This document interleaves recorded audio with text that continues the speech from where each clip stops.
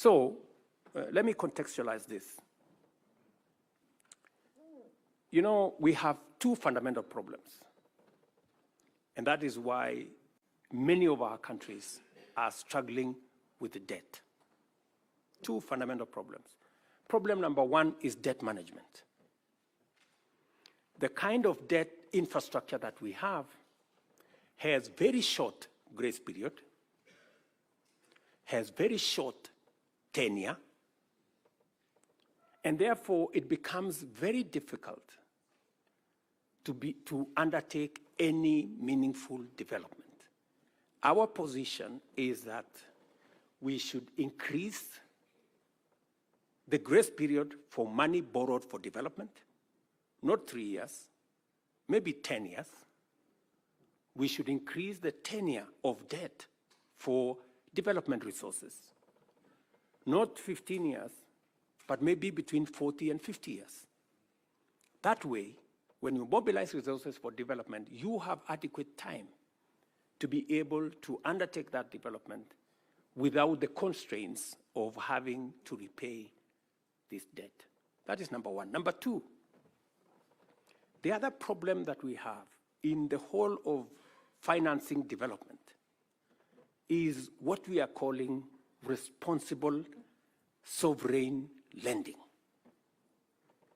What do we mean by that? We're saying it is no longer tenable for us to have this big animal called credit rating, where countries using arbitrary formula are rated here, and if you don't do certain things, you are taken down, and as you are taken down, you pay more interest.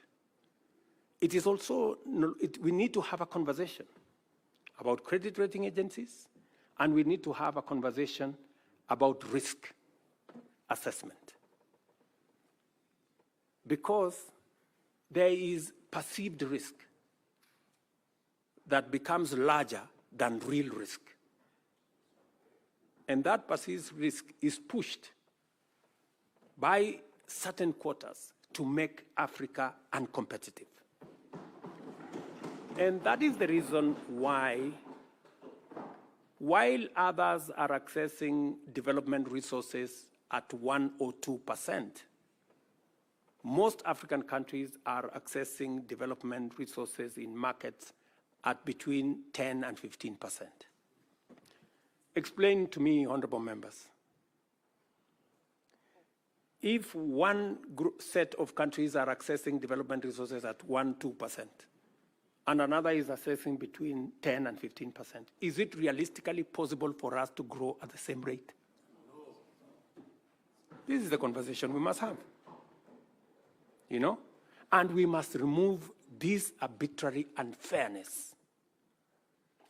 You know, this arbitrary unfairness from global financing. And that is why we are saying we must have a thorough conversation about the reform of multilateral development banks and the whole international financial architecture as a whole.